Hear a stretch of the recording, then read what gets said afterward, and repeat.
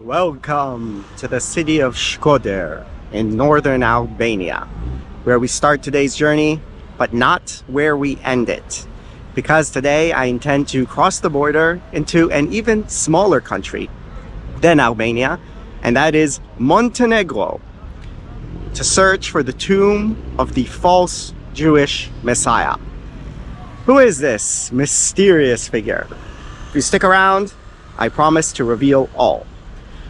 But the first order of the day is to find a bus to take me into Montenegro, because I am a man without a plan. Bus to Montenegro?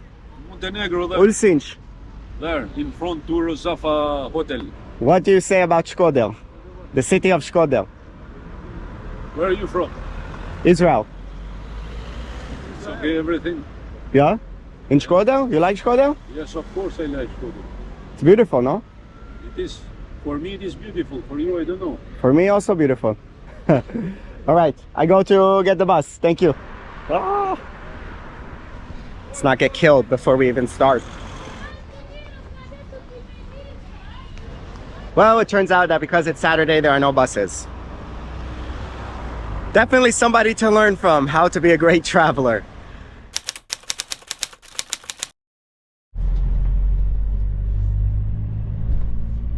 All right, this is Ulcin. Thank you, driver. See you around. Thank you.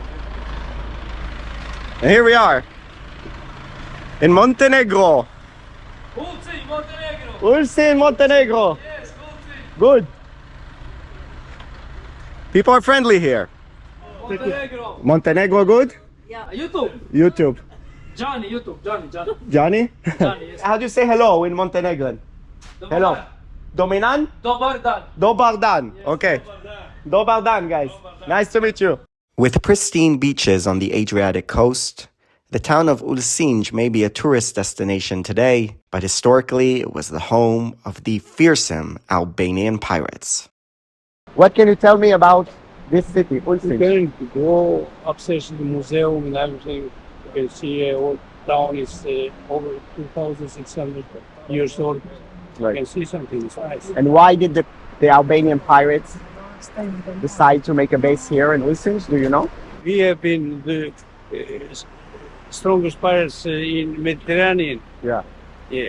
But why here in Ulcinj? Why? Yeah. Because we captains, Yeah. best captains we had, drive the ships, with the wells. Right.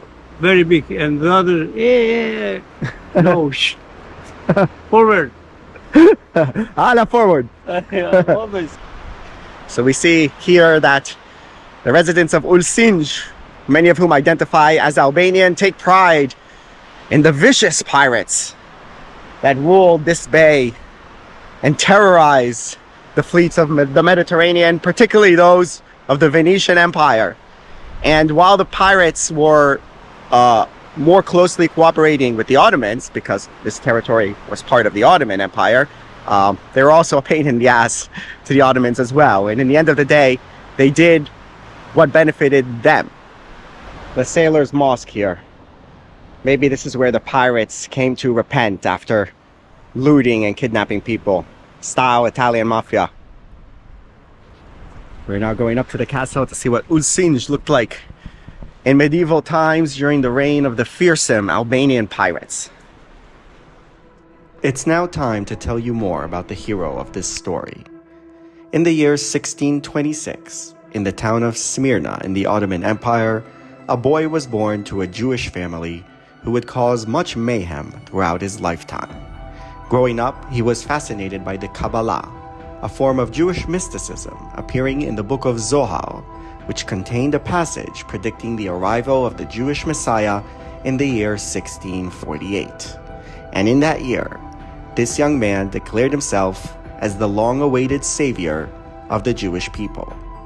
His name was Shabtai Tzvi. And look, a statue of Shabtai Tzvi. I'm looking for the statue of Shabtai Tzvi. This is Here? just right here, Okay. right? Ah, it's this. Five years is here, statue. 5 years. 5 years. Ah, okay. So it's new. Yes. Interesting. he amassed somewhat of a following and started traveling to different places throughout the Ottoman Empire.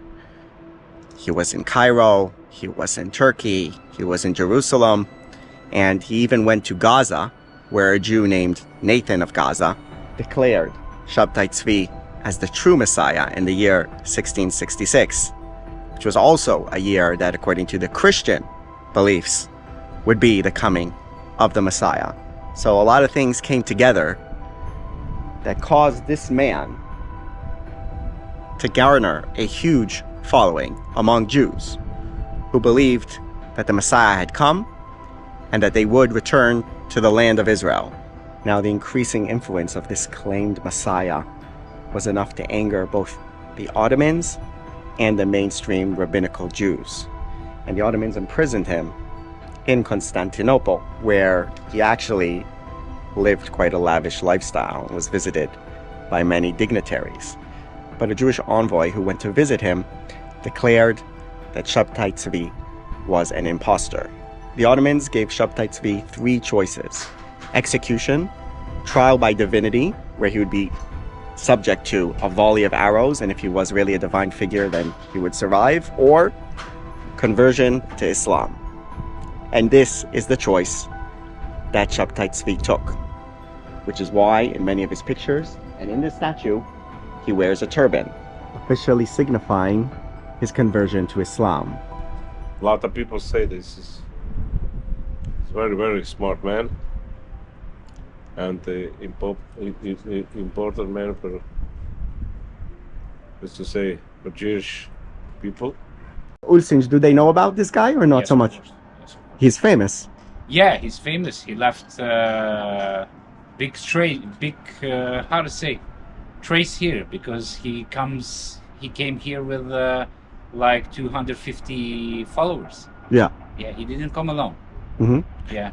And do they descendants? Yeah, The Donme? those families which come with him are now living here, so they are how to say, Ulcin families. They're still alive, Yeah, they are how to say, integrated, yeah, right? They converted to Islam, yes. and then, but it was a type of Islam where they continued to practice some Jewish traditions. Yes, of course. Do you have any of those But families? not him and maybe the families in that time. Yeah. But now No. they are all how to say, Albanian Muslims.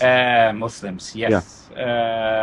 But there are some families that are known that came with him. Really? Yeah. And also there's a grave. His grave in the. I'm in going to town. visit, yeah. Yeah, but I think that because there is a family that care about his grave Okay. in that place, because it's called Turbe.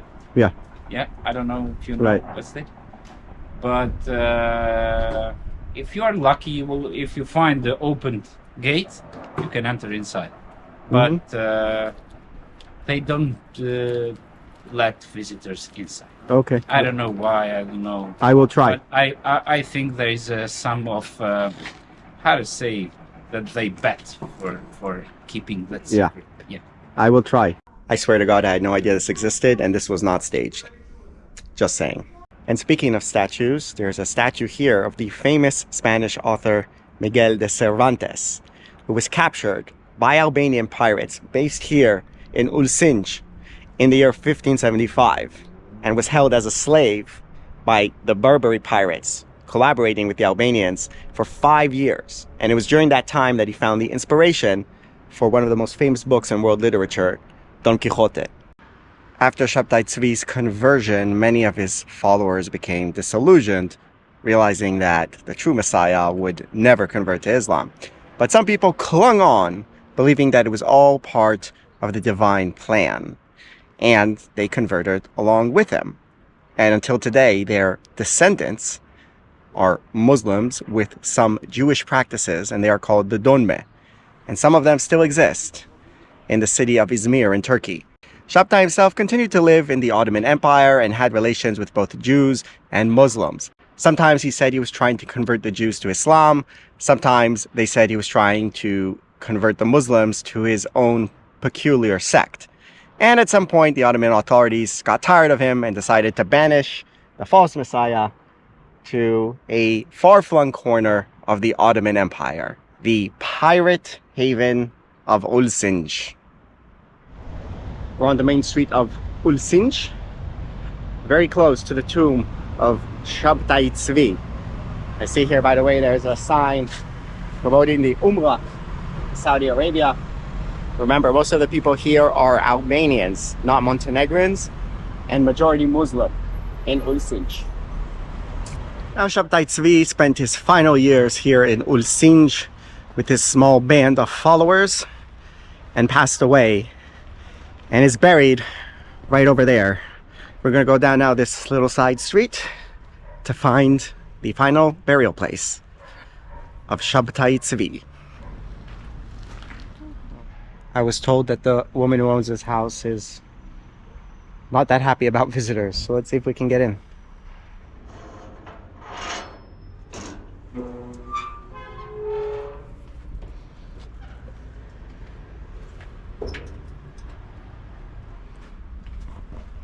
Creepy.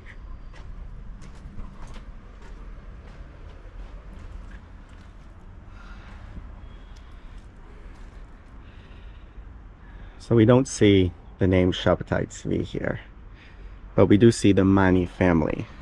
That is one of the family names here associated with the descendants of Shabtai Tzvi.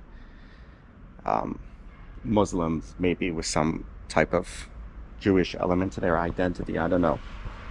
And I heard that somewhere inside here there might be some type of shrine, but that they're very private and secretive about sharing that shrine with visitors.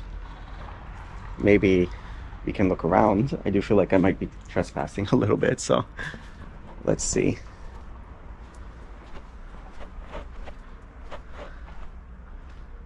Looks a little abandoned.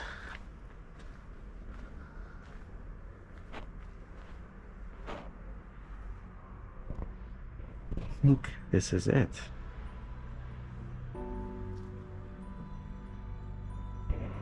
You see the grave here and the coins placed on the grave. It seems like for the family and many people, this is the final resting place of the false messiah, Shabtai Tzvi.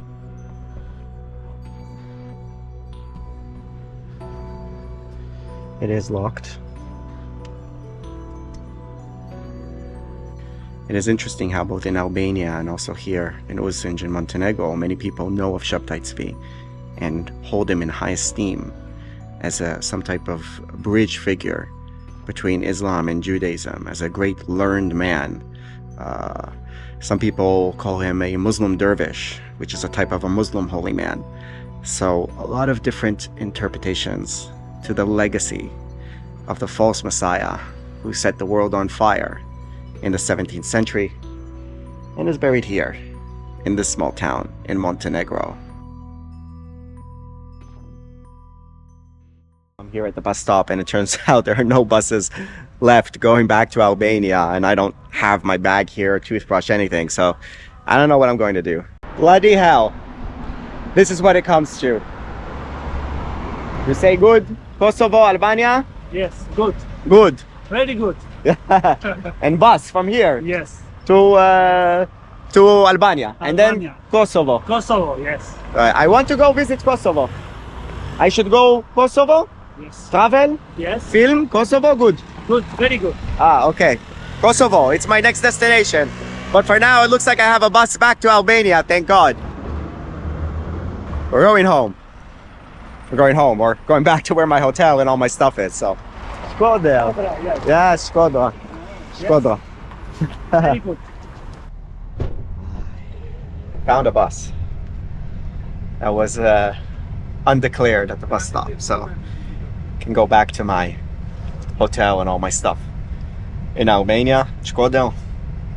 It was a fun day in Montenegro. What do you guys think? Shabtai Tzvi, a great spiritual figure or one of history's greatest frauds? Let me know in the comments below. See ya.